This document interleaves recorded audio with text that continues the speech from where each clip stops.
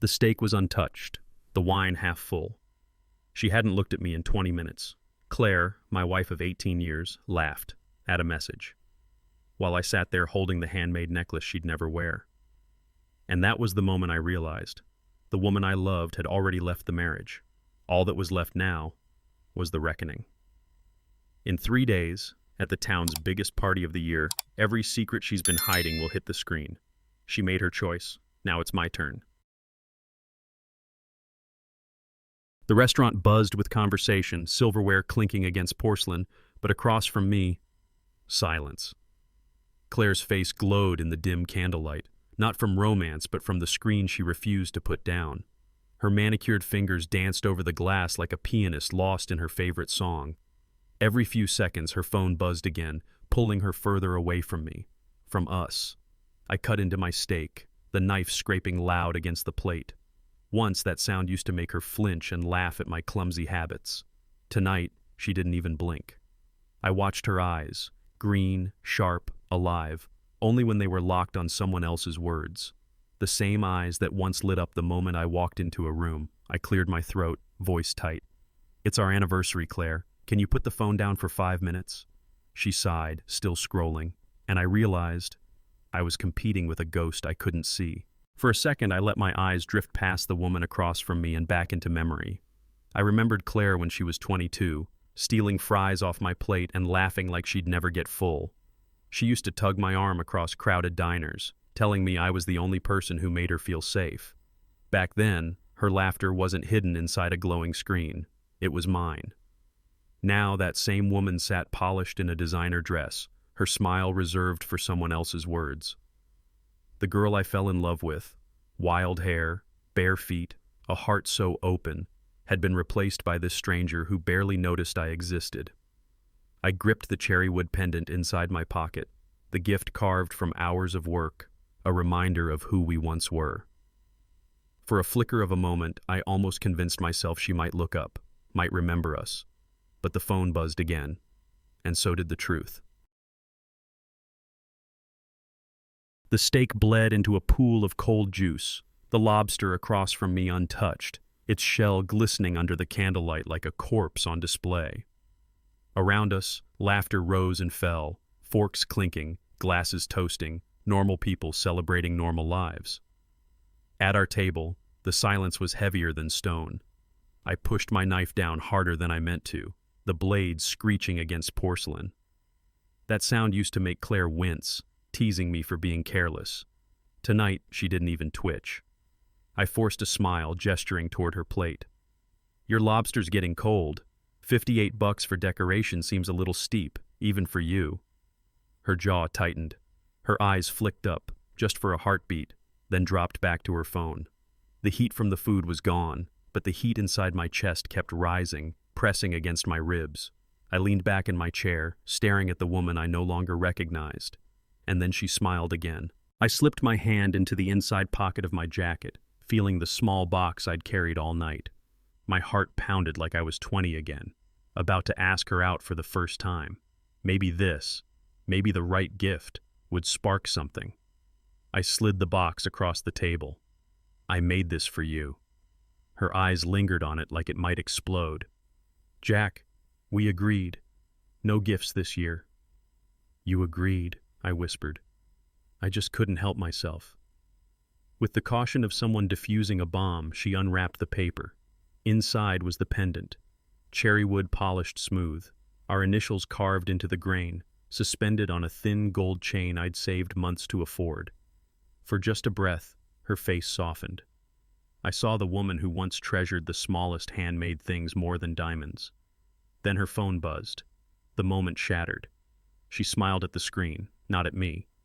She held the pendant up to the light, its grain catching a warm glow from the candle. For a flicker of a second, I swore I saw something, nostalgia, maybe even love, soften her eyes. Then, just as quickly, it was gone. She set the box back down like filing away an old receipt.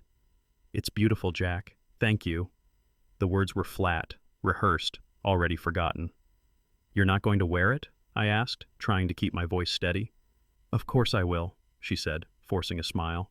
"Just not tonight. It doesn't really go with this dress." I glanced at the sleek black gown hugging her shoulders, the kind of fabric that cost more than a month of my paychecks. Everything about her screamed polished, expensive, untouchable. The pendant, carved from my hands and heart, suddenly looked cheap against her. I nodded, swallowing the burn in my throat. Right. Wouldn't want to clash with your image. Her eyes narrowed. What's that supposed to mean? Her green eyes lifted for just a moment, locking on mine. Once, those eyes were the reason I believed in love at first sight. They used to light up when I walked into a room, when I told a stupid joke, when life was simple and we didn't need money or status to feel alive. Now those same eyes looked through me, as if I were a stranger who had overstayed his welcome. No warmth, no recognition, just the polite disinterest you'd give a waiter refilling your water glass. I tipped my wine glass back, letting the burn coat my throat, swallowing the words I wanted to scream. When did you stop loving me? When did I become invisible? Instead, I just watched her fingers tap against the table, restless, already planning her next escape. The restaurant buzzed with laughter, but at our table, the silence grew sharp enough to cut. And I knew. I was losing her minute by minute. Around us, the restaurant pulsed with warmth. Couples leaning close, laughter spilling over glasses, servers bustling with practiced smiles.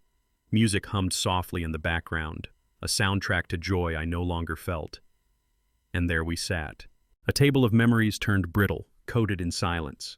Claire's phone buzzed again, and she glanced down without a flicker of acknowledgement. Her lips curved into a smile for someone unseen, while my words dissolved into the air between us. I looked at the untouched lobster, the wine half full, the candlelight flickering over a dinner meant to celebrate years of love. Everything was alive around us, yet at our table, the air had thickened into a vacuum. The disparity hit me like a physical force, joy and intimacy everywhere, except for us. I pressed my hands against the table, feeling the grain of the polished wood, and realized the truth. We were already ghosts in our own marriage. Claire's phone buzzed again, sharp against the quiet clink of cutlery. She glanced at it, lips twitching in a brief smirk, and without a word, rose from her chair. I need to take this, she said, voice casual, almost rehearsed. I watched her walk toward the restaurant's entrance, phone pressed to her ear, the hem of her designer dress swaying with each step.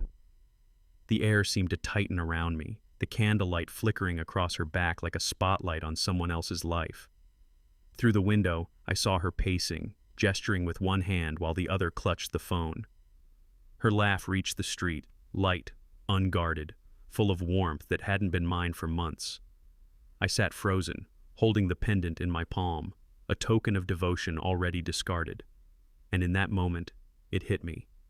She wasn't just distracted. She was already gone.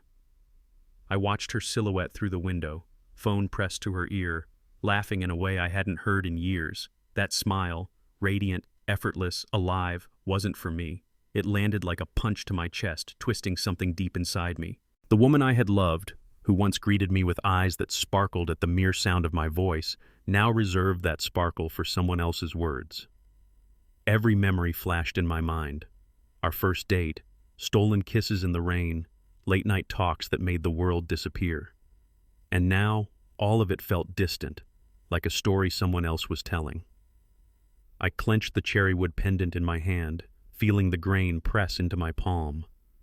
My heart ached with the weight of betrayal, yet a cold clarity settled over me. She had chosen, and I understood, in that instant, that the reckoning had already begun, just not for her. I leaned back in my chair, the restaurant fading around me, and replayed the last several months in my mind. Nights spent alone while Claire stayed late at the office. Birthdays and anniversaries passed with polite texts instead of laughter. Conversations that used to flow freely had been replaced with clipped answers, distracted nods, and the constant hum of her phone. I remembered the dinners I cooked, the little surprises I planned, and the countless attempts to reconnect, each met with indifference or irritation. Every small gesture, every ounce of effort, seemed to dissolve into the void between us. It wasn't just a bad night, it was a slow erosion, a silent retreat she had been orchestrating without me noticing. I held the cherrywood pendant tighter, feeling the hours I spent carving it, each curve a testament to what we had once been. And I realized with a bitter certainty, this wasn't just neglect. She had already left, emotionally, long before tonight. I cleared my throat, voice tight, trying to bridge the invisible gap between us. Claire, can you put the phone down for 5 minutes? Tonight's our anniversary. She barely looked up, fingers still tapping against the glass. Jack, you don't understand my work, she said, voice clipped. The Henderson project is falling apart, and it's Saturday night. Success doesn't keep business hours. Her words hit me like a cold wind, dismissing not just my request, but me entirely. I opened my mouth to argue, to remind her that some things, our marriage, our life, were supposed to matter more than deadlines and clients. But she wasn't listening. I leaned back, studying her face, the same face I had loved for 18 years, now a mask of professionalism and detachment. The room hummed around us, laughter, music, the clatter of cutlery. And there we were, two people sharing a table, yet worlds apart. I swallowed hard, tasting the bitter realization. She had already checked out. I sat there, hands wrapped around the wine glass, feeling the burn slide down my throat.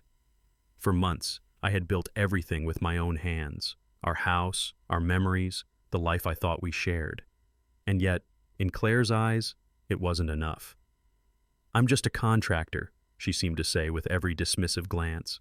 A man who works with wood and nails, covered in sawdust, while she navigates a world of designer dresses, high-end clients, and meticulous perfection.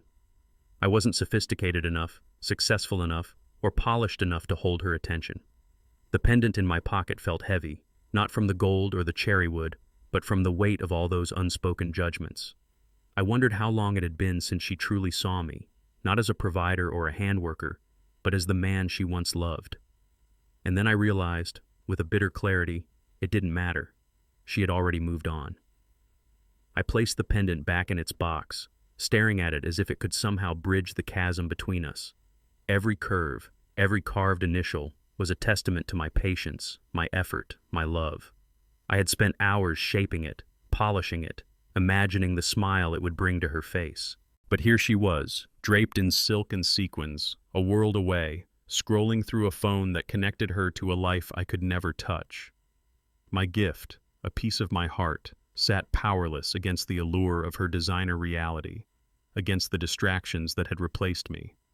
I could almost see the pendant shrinking in importance in her eyes, dwarfed by the chandeliers, the polished floors, the perfect wine glasses, the subtle perfume of a life I had built but could not claim.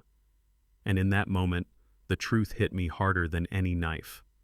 Love alone could not compete with her ambition, her distance, her indifference. I glanced past Claire, toward the empty chair where Emily should have been sitting beside us.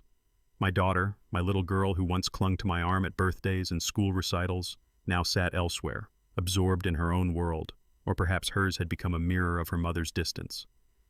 I checked my phone. A text from Emily. 3 words that hurt more than silence. Don't wait up. No emoji, no heart, just distance. She used to beg to come to our anniversary dinners. Dessert first, then jokes. Now she ghosted me like a stranger. Somewhere along the way, she learned that love in this house was something you watched from the sidelines. Her green eyes, once lively and trusting, barely registered my presence. A small sigh escaped me. I felt the weight of 18 years pressing down. All those nights spent reading stories, fixing scraped knees, teaching her how to ride a bike. It all felt erased in a heartbeat.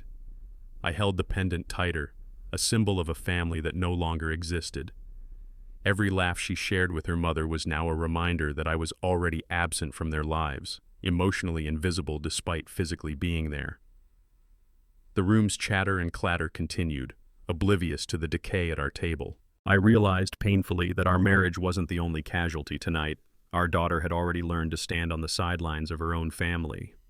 Claire rose again, phone in hand, her voice soft but purposeful. "I'll be right back," she said, already walking toward the entrance. The swish of her dress as she moved was a cruel reminder of how far she had drifted from me. I stayed seated, staring at the pendant lying untouched on the table, my fingers tracing the carved initials as if they could anchor her back to me. Around me, the restaurant thrummed with life, laughter, clinking glasses, the hum of conversation. But at our table, a heavy silence had taken root, suffocating in its intensity. I sipped my wine, letting the burn calm my chest, yet the ache didn't fade. Every passing second reminded me that I was alone, not just at the table, but in a marriage that had long ceased to include me. Through the window, I could see Clare pacing, animated and alive, smiling at someone else's words. And in that moment, I felt the full weight of betrayal. The waiter approached cautiously, tray in hand, pausing as his eyes flicked toward me. I caught the subtle tilt of his head, the tiny furrow in his brow, the universal expression of pity reserved for someone who had already lost. I forced a smile, one that didn't reach my eyes, and nodded politely. The gesture felt hollow, a performance for someone who had no idea the storm raging inside me. Around the restaurant, couples clinked glasses and whispered sweet nothings, oblivious to the unraveling life at the table in the corner. My wine glass felt heavier with every passing second, the untouched steak mocking me. I gripped the cherrywood pendant again, the smooth wood now a painful reminder of love unreciprocated, effort unseen, and devotion wasted. The pity in the waiter's gaze wasn't just for a man ignored by his wife. It was for a life quietly disintegrating under the weight of betrayal. I realized then, everyone could see it, except Clare. I pushed back from the table, the chair scraping softly against the floor. The pendant still lay in its box, untouched, a small monument to a love that no longer existed. I picked up the check, slid 2 20s across the polished wood, and left the rest behind. It wasn't generosity. It wasn't surrender. It was acknowledgement that nothing I had to give, no gift, no gesture, no effort, would reach her anymore. The restaurant buzzed around me, full of warmth and laughter, but I walked through the doors into a cool September night, the sounds fading behind me. Through the window I could see her, Clare, leaning against the lamppost, phone pressed to her ear, animated and radiant, as if the life we had built together had never existed. I gritted my teeth, feeling a quiet fire settle in my chest. She had made her choice, and now the reckoning would begin. Outside, the night air was crisp, carrying the faint scent of autumn leaves and city lights. Clare stood beneath the lamppost, her phone pressed to her ear, laughing freely, completely unaware of me watching from the street. That smile, so full and unguarded, wasn't for me. Not for the years we had shared, not for the dinners we had cooked together, not for the late nights I had stayed awake worrying about her. It belonged to someone else. I gritted my teeth, fists clenched in my pockets, the pendant heavy in my jacket where I had stashed it. Every laugh, every tilt of her head, every light in her eyes that I used to know as mine. Stolen. A bitter clarity settled over me like ice water. This wasn't just distance. This wasn't just neglect. She had already left me. And in that moment, I realized it was my turn. I stepped closer, the cool night brushing against my face, heart hammering with a mix of anger and disbelief. "Who's on the line, Clare?" I asked, voice low but sharp, cutting through the hum of distant traffic. She froze for a moment, fingers tightening around the phone, then tilted her head slightly, avoiding my gaze. "It's just work," she said, the words clipped, evasive, fragile. I could see through her. Every gesture, every pause, every forced smile betrayed her. That laugh, that warmth I had once thought belonged to me, it wasn't. The pendant burned in my pocket, a weight of unspoken effort and devotion. I clenched my fists, realizing that no matter what I said, no matter what I offered, I was already competing with a presence I couldn't reach. Her eyes flicked toward mine for a heartbeat, then returned to the phone, bright and alive. And in that instant, the truth crystallized. She had chosen someone else. I drove the short distance home in silence, the city lights blurring past the windshield. The streets were quiet, but inside me, a storm raged. Anger, betrayal, disbelief, all tangled together in a tight, suffocating knot. The familiar creak of the front door greeted me, but the house felt foreign. Every shadow seemed heavier, every corner more distant than I remembered. Furniture I had chosen, walls I had painted, memories I had built. They all felt like props in a story I no longer belonged to. Emily's music drifted faintly from her room upstairs, a reminder that even my daughter had become a spectator rather than a participant in our family. I placed the pendant on the counter, untouched, and exhaled slowly. The silence was absolute, almost physical, pressing against my chest like a weight. And in that stillness, I knew one thing for certain. The life I thought I had was over. Claire's voice broke the silence as she entered the kitchen, holding a glass of wine. "Jack, we've changed," she said softly, her eyes avoiding mine. I leaned against the counter, arms crossed, tasting the words before I could respond. Changed? Yes. But not in the way she meant. Our marriage hadn't merely changed, it had eroded, piece by piece, under her distance, under her distractions, under the life she had chosen outside of us. I remembered the dinners we'd shared, the late-night talks, the small rituals that once made a house a home. Now they felt like ghosts, fading echoes of a life that had slipped through my fingers. Her eyes flicked toward the pendant on the counter, then quickly away. I need space, Jack," she added, the words clipped, rehearsed, almost businesslike. And in that moment, I realized the full weight of it. She wasn't asking for understanding. She was announcing her departure. 18 years, I said, my voice shaking, louder than I meant it to be. 18 years, Claire. You think we can just change, like flipping a switch? You think I can watch everything we built vanish without a fight? She set her glass down, eyes cold, distant. Jack, I'm not saying it lightly. We're not the same people anymore. We want different things.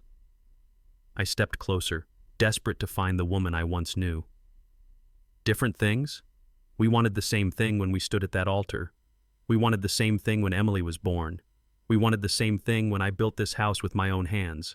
Don't tell me it's all gone. For a heartbeat, I thought I saw hesitation in her face, a flicker of doubt. But it disappeared just as quickly. Her silence was sharper than any word she could have spoken. And in that silence, I realized I was the only one still fighting. I stared at her across the kitchen, waiting for anything, an apology, a plea, even a lie. Instead, she took a long breath and looked me straight in the eye. There's someone else. The words hit harder than a punch. My throat went dry. Say that again. Her chin lifted, defiant now, as if daring me to break. I didn't plan it, Jack. It just happened. His name is Daniel. He understands me. He listens. I stared at her. Daniel? The name tasted wrong. Claire didn't have a Daniel at the firm. No Daniel in her circle. A decoy. Her eyes flickered. Barely, but I caught it. The tiny tell she'd never trained out.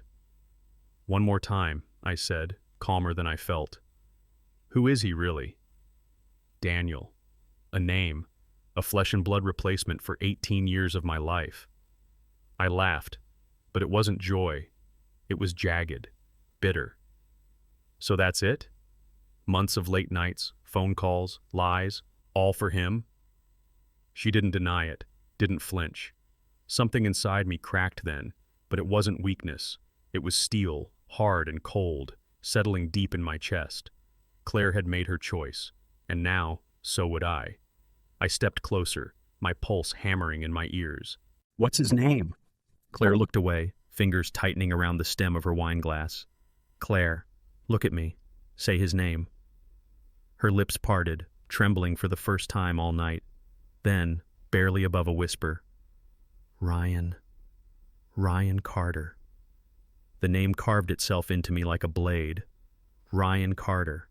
A man I knew. Everyone in town knew him. Slick real estate golden boy, the kind who shakes your hand while checking the time on his Rolex. I repeated it, slow, letting the syllables turn to ash in my mouth. Ryan Carter. Claire swallowed hard. It's not what you think. It wasn't supposed to happen. Not what I think, I cut her off. You've been smiling at his texts while I sat across the table begging for scraps of your attention. Don't tell me it's not what I think. She flinched, and for the first time, I saw guilt. The shock rattled through me like a collapsing beam. Ryan Carter. Of course. The name wasn't just familiar. It was everywhere. His face plastered on bus benches, billboards, and every for sale sign in town. The real estate prodigy. 32, maybe. A polished suit, a perfect smile, and a reputation as the golden boy who could sell ice in a snowstorm. And now, my wife's secret. I let out a bitter laugh. So that's who it is. The community's favorite son. The one shaking hands at ribbon cuttings while I'm covered in drywall dust. The man who sells dreams while I'm breaking my back building them. Claire winced. Jack, please. No wonder you light up at his calls. He's everything I'm not. Younger, flashier, dripping with money and charm. The whole damn town knows his face. And now, my voice cracked, but I forced it steady. Now they'll know what he's been doing behind mine. I steadied myself against the kitchen counter, my voice low but sharp. How long, Claire? She froze, wine glass hovering halfway to her lips. Don't lie to me. How long? Her shoulders sagged, the fight slipping out of her. She set the glass down with a soft clink. 6 months. The number detonated inside me. Half a year. Half a year of dinners ruined by late meetings, of laughter muffled behind closed doors, of me blaming myself for a distance she'd already filled with someone else. 6 months, I repeated, the words like shards in my mouth, while I was saving every penny for an anniversary gift, while I was carving that pendant with my own hands, while I was trying to fix what I thought was broken. Claire's eyes glistened, but there was no apology in them, only a quiet defiance. 6 months of lies, 6 months of betrayal, and I'd been the last to know. 6 months. The number kept echoing, louder than Claire's voice, louder than the ticking clock on the wall. I felt something crack deep inside me. Not just anger, doubt. Was it my fault? Had I made it too easy for her to drift away? Every night I came home bone-tired, dust in my hair, boots caked in mud. Dinner, a shower, the couch. Maybe I had stopped trying. Maybe the man she married, the one who used to make her laugh until she cried, was gone, buried under bills and blueprints. I stared at my hands, calloused, rough, nicked with scars. Hands that built houses but couldn't hold on to my own. Claire's voice was faint, almost tender. Jack, it wasn't supposed to be this way. But the words twisted inside me. If I had been more successful, sharper, more polished, would she have stayed? Or had I always been a placeholder, waiting for a man like Ryan to come along? Claire set the glass down and finally met my eyes. Her voice was steady, almost rehearsed. Ryan believes in me, Jack. He supports my career. He doesn't roll his eyes when I talk about design competitions or late-night deadlines. He tells me I can do more, be more. With you... She paused, as if choosing her words carefully. With you, I always felt small, like my work was just a hobby, something you tolerated. Her words sliced clean through me. Clean. Support? Was that what she thought I'd been withholding? Every hour I spent on job sites, every check I deposited, every upgrade to the house. Wasn't that support? I clenched my jaw, fighting to keep my voice from breaking. So Ryan cheers while I pay the bills. He whispers about your potential while I break my back to give you a platform to stand on. Claire's eyes flashed, defensive, but she didn't argue. And that silence hurt worse than her words. I looked around the kitchen, suddenly seeing it with new eyes. The marble counters she had chosen, the chandelier she insisted on, the wine fridge stocked with bottles I couldn't pronounce. Every corner of this house bore her fingerprints, her taste, her ambition.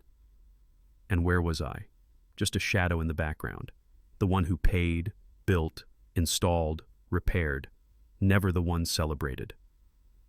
I've become a stranger in my own home, I whispered. Worse, a guest no one wants. The man who built these walls is now the one they shut out. Claire shifted uncomfortably but didn't deny it. 18 years, Claire, and now I'm the extra chair at the table, the forgotten photo on the shelf. Ryan gets your smiles, your energy, your dreams. Me? I'm just the guy holding the roof up so you can pretend this life is yours alone. For the first time, I wasn't pleading. I was realizing just how replaceable I had become. I didn't shout. I didn't beg. The fight drained out of me, leaving something heavier, sharper. Claire kept talking, words about space, about time to think, about how maybe separation could help us both find clarity.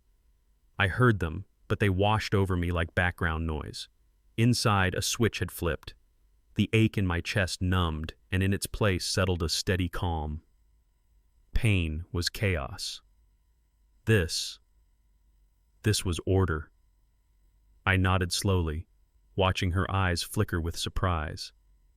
She'd expected me to fall apart, to collapse at her feet, to plead for another chance.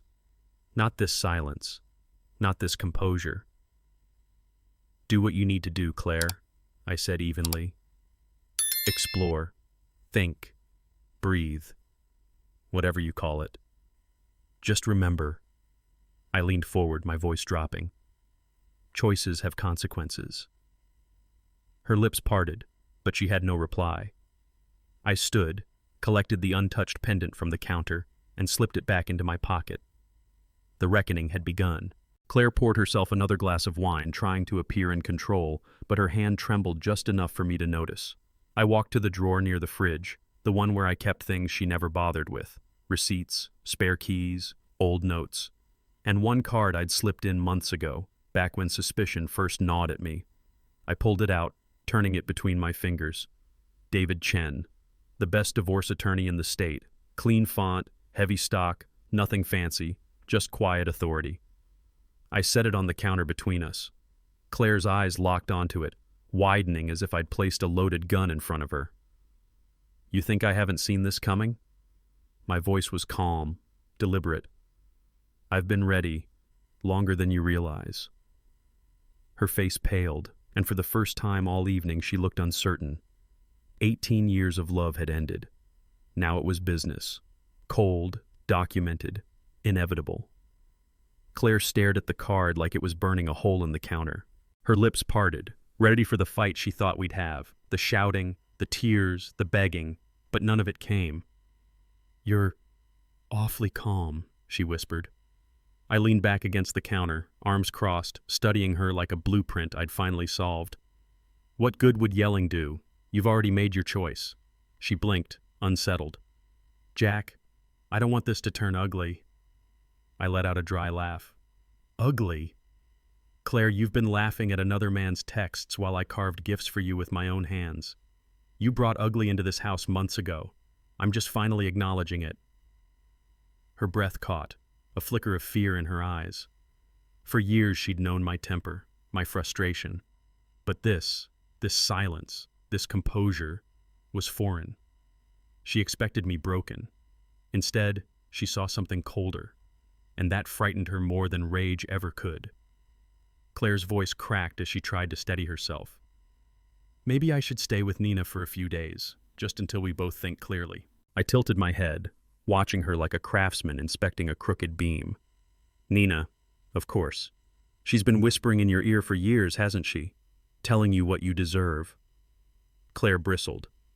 "This isn't about her. It's about us." I stepped closer, lowering my voice until the words hit like a hammer. "No, Claire. This is about choices, and every choice has a price." She swallowed, her eyes darting to the lawyer's card still lying on the counter. "You've made yours," I continued. "You traded 18 years of loyalty for Ryan Carter's smile. You wanted freedom, excitement, a new life. Fine, just don't expect it to come cheap." Her hand trembled as she set down her wine glass. For the first time, she seemed to realize this wasn't negotiation anymore. This was accounting. She grabbed her purse, her movements sharp, almost defiant, as if determination could disguise the tremor in her hands. "I can't keep doing this," she said, voice clipped. "I need clarity, and I'll find it with Ryan." There it was, the final nail driven without hesitation. I didn't block the doorway. I didn't beg her to stay. I simply stepped aside, watching her heels click across the hardwood, each sound another crack in the life we'd built. At the threshold, she paused, as if expecting me to stop her. My silence unnerved her more than a scream ever could. "You'll regret this, Jack," she whispered.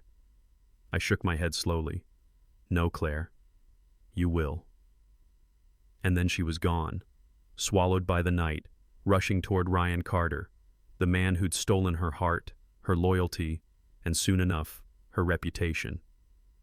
I stood alone in the quiet house, the weight of 18 years pressing down. But beneath it all, something colder stirred. The silence pressed in after the door shut, thick as concrete dust. I stood there, staring at the empty hallway, the faint echo of her heels fading into nothing. Then I pulled out my phone. My thumb hovered only a second before I scrolled to a name I hadn't used in years: Mike Torres. Old sparring partner from the boxing gym, the kind of man who knew how to take a hit and how to deliver one where it hurt most. The line rang twice before his gravel voice cut through. "Jack? Thought you dropped off the map." "Yeah," I said, steady but cold. Life has a way of reminding you who your friends really are. A pause, then, "You sound different."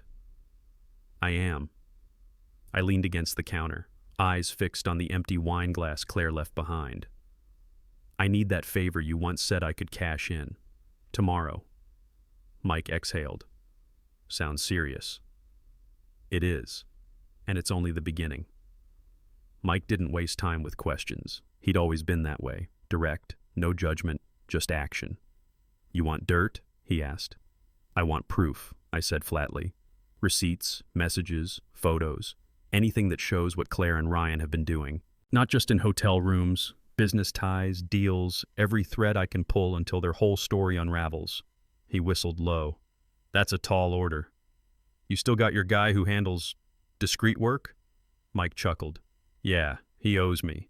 If I make a call tonight, by tomorrow you'll have more than gossip. We'll get phone records, credit card charges, even a few snapshots if Ryan's sloppy." "Ryan Carter lives on appearances," I said, jaw tight.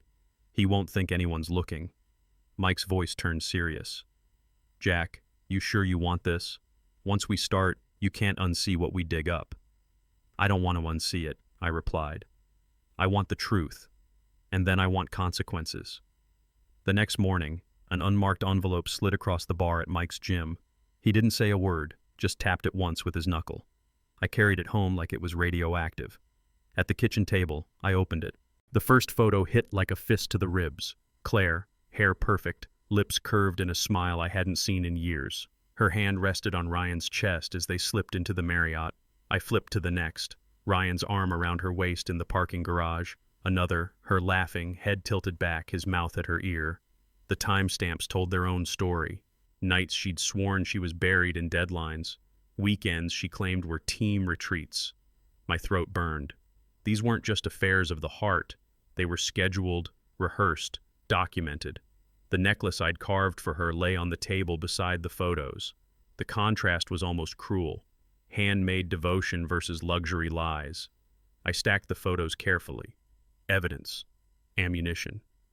I spread the photos on the table like a deck of cards and felt something inside me change gears.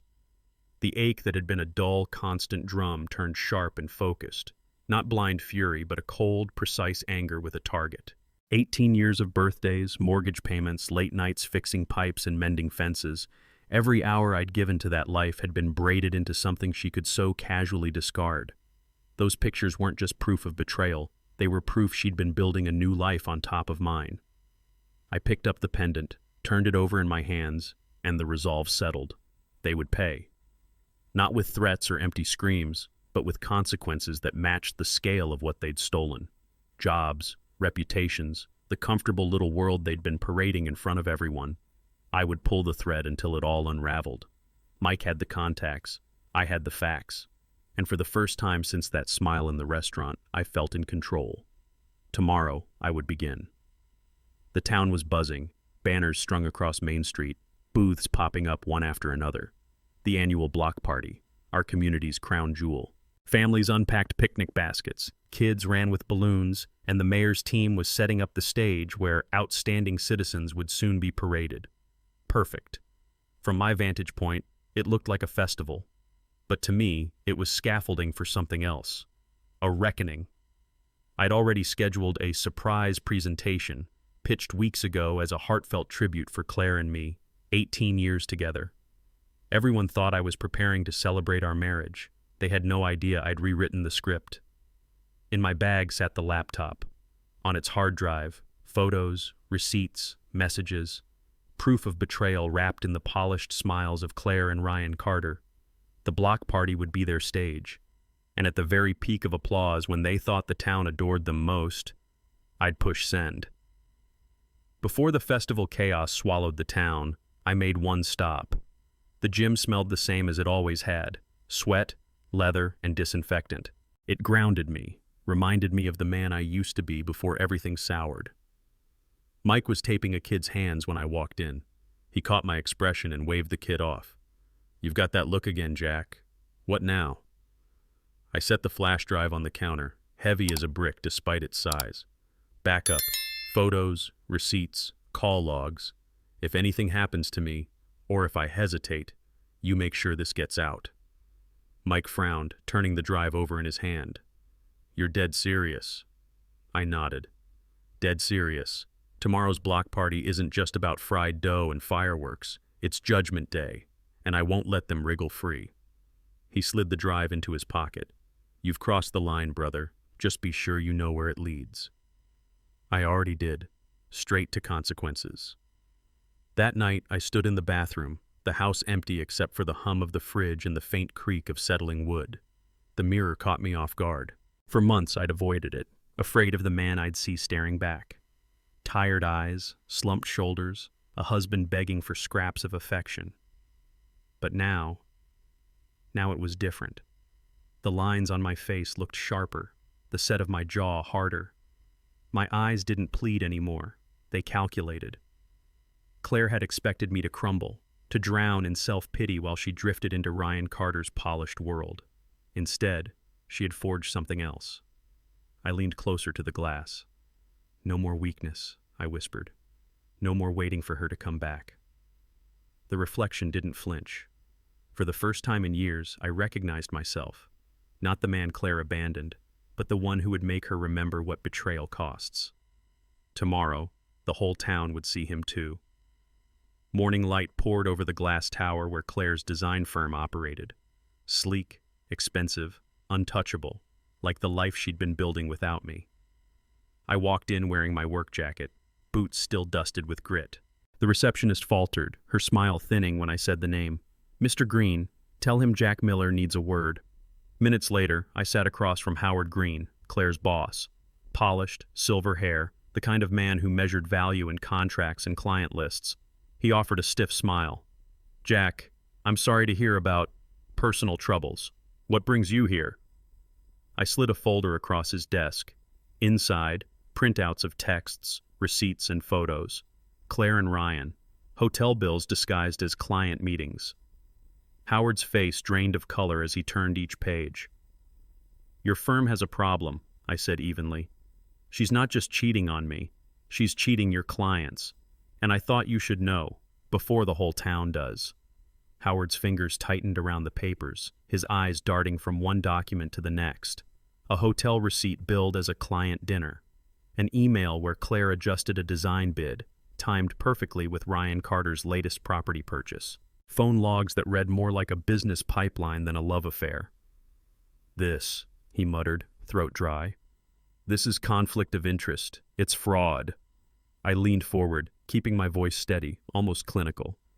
"Claire has been feeding Ryan inside information, tweaking proposals, steering contracts to favor his properties. And in return?" I tapped the photo of them slipping out of the Marriott, her hand clutching his tie. "She gets more than business." Howard shut the folder, jaw tight. "Do you have any idea what this could do to the firm's reputation?" I gave a thin smile. "I know exactly, which is why I came to you first." Claire thought her secrets were safe. But secrets, I paused, have a way of becoming headlines. Howard pushed back in his chair, rubbing his temples as if the weight of a lawsuit had just dropped onto his desk. His polished confidence cracked, and for the first time I saw fear in a man who usually controlled every room he entered. "Jack," his voice was low, urgent. "If this gets out, we're finished. Clients will flee, investors will panic. The board will crucify me for letting this happen under my nose." I folded my arms, letting the silence stretch. He needed to feel the noose tightening. "You understand, don't you?" he pressed. "This isn't just about Claire. It's about the whole firm. The scandal would destroy us." I leaned in, voice calm but cold. "And now you know how it feels. To watch something you built with your hands fall apart because of someone else's betrayal." Howard swallowed hard, eyes flicking to the folder again like it might burst into flames. For once, the power was mine. From Green's office, I drove straight across town. Ryan Carter's name gleamed in gold on the glass front of his real estate office, Carter Realty Group. Inside, the place smelled of cologne and polished wood, every detail designed to scream success. The receptionist stiffened when I walked in, still in work boots, jacket creased with dust. "Do you have an appointment?" she asked. "Tell him Jack Miller's here. He'll want to see me." A moment later, Ryan appeared in the doorway. Immaculate suit, fake tan, teeth so white they almost glowed. His smile faltered the instant he saw me. "Jack," he said carefully, masking his nerves with salesman charm. "This is unexpected." I stepped into his office without invitation, letting the door swing shut behind me. "No games, Ryan.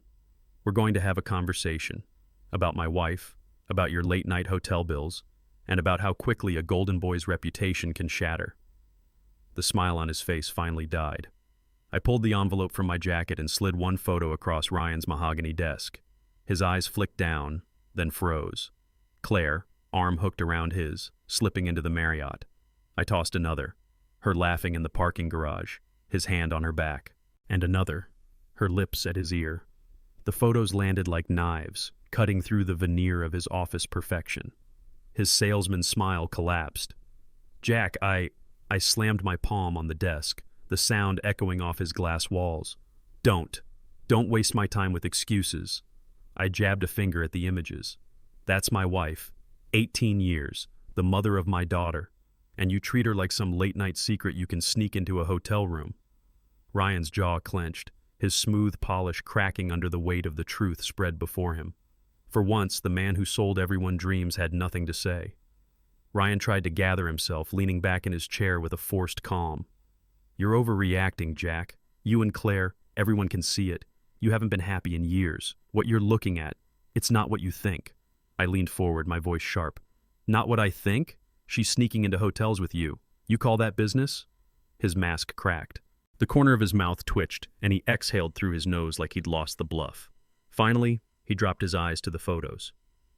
"We didn't plan it," he muttered. "But it happened, and it's real." I let the silence hang, forcing him to keep talking. He looked up, this time with something like defiance. "Claire and I, we love each other. She deserves better than a man stuck swinging a hammer. I can give her more." The arrogance in his voice was gasoline. My hands curled into fists. "You just signed your death warrant, Ryan." I let his confession sit between us like a foul stench. Then I smiled, cold and deliberate. "Love," I said slowly, "doesn't absolve you from consequences." I tapped the photographs. "You think your suit and your charm will protect you? You think a golden reputation is bulletproof?" His bravado wavered. The office suddenly felt smaller, the glass windows less like status and more like prison bars. "I have everything I need to make this more than gossip," I continued. "Receipts, messages, time-stamped photos, proof that Claire used her position to steer business your way, evidence that ties you to deals and favors." Ryan's face lost color. "You can't," he started. "Oh, I can," I cut in. "Tomorrow morning these go to the firm, the licensing board, and the local paper. By tonight, everyone who trusted you will know what you did." He lunged for excuses, threats bubbling up, but I watched him deflate. "You wanted her," I said, voice low.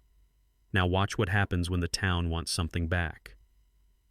The block party loomed just days away. Main Street was already a skeleton of tents, cables, and a giant LED screen the town rented every year. For most people, it would be a night of music, fireworks, and pride.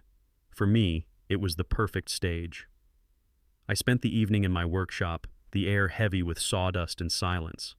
On my laptop, the folder labeled "Proof" sat ready: photos, receipts, messages. The story Claire and Ryan thought they had hidden, neatly arranged into a presentation no one could ignore. I tested the file on a spare projector, watching their smiles beam onto the wall, then dissolve into timestamps and hotel receipts. It was damning. It was undeniable. Tomorrow, when the crowd gathered for celebration, the truth would cut through the music and laughter like a blade. They wanted the town's admiration. Instead, they'd earn its judgment, and I would be the one holding the remote. The day of the block party arrived bright and merciless.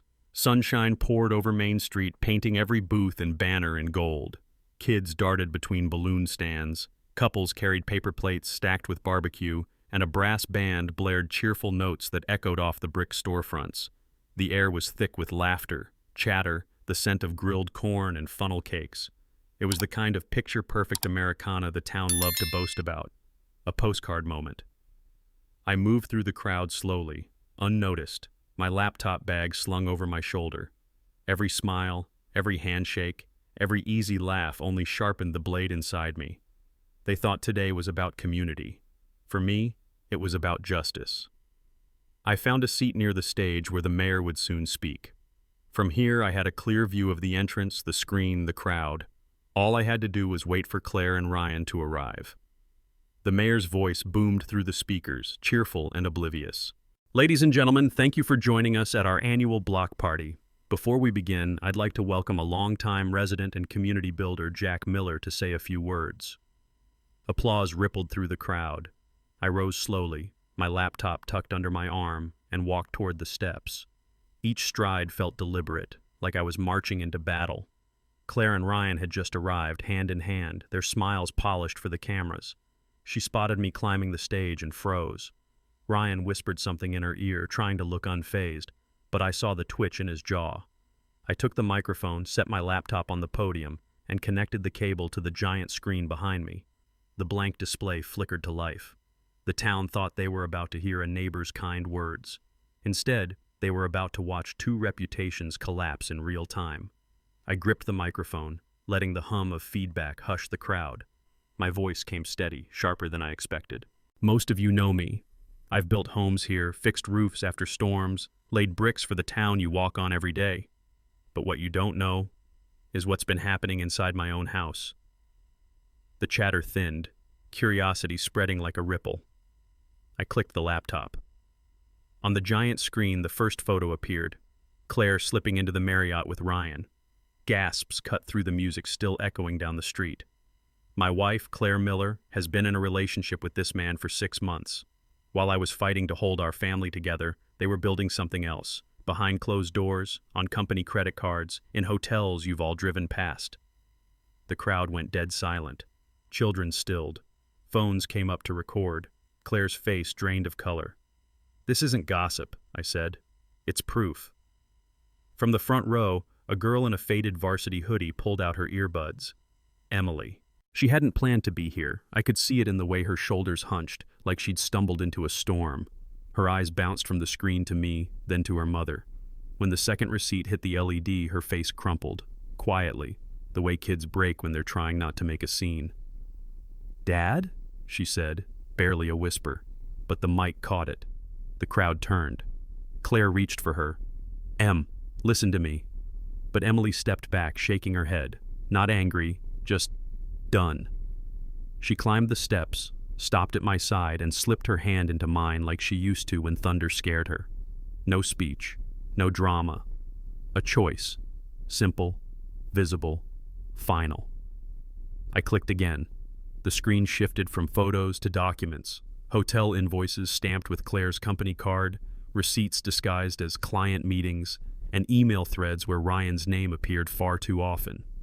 Each image landed like a hammer strike. The crowd leaned forward, murmurs swelling, neighbors nudging one another, eyes wide.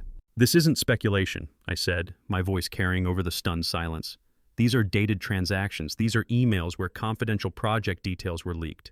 This is the life they've been living while smiling at you in church, at school events, at community dinners."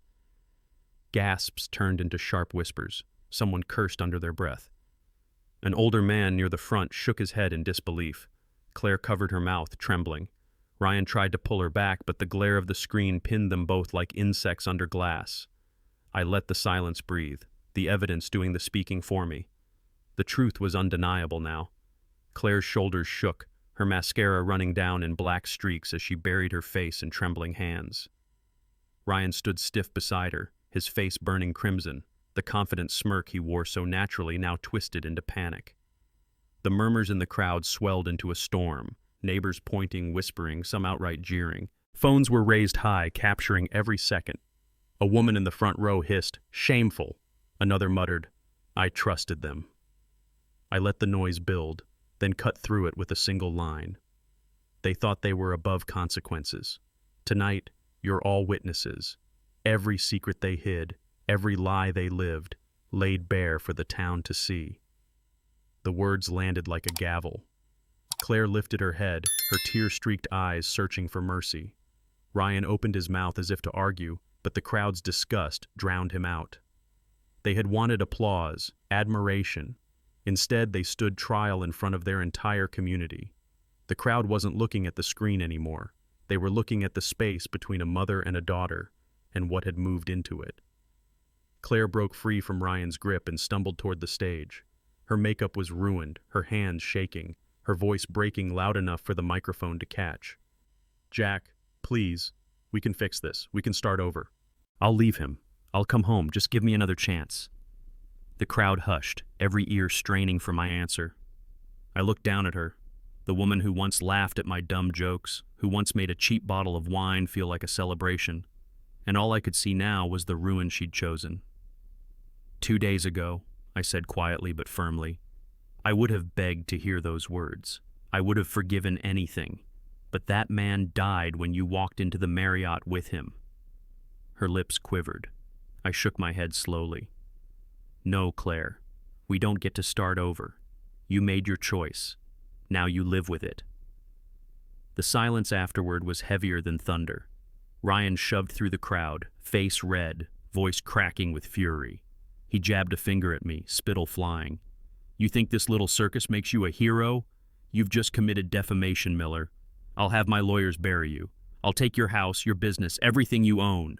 The audience recoiled at his outburst, murmurs rippling like a tide. Claire tried to tug at his arm, but he shook her off, eyes locked on me like a predator backed into a corner. I didn't flinch. I leaned into the mic, my words calm, razor sharp. Defamation only works if what's said isn't true.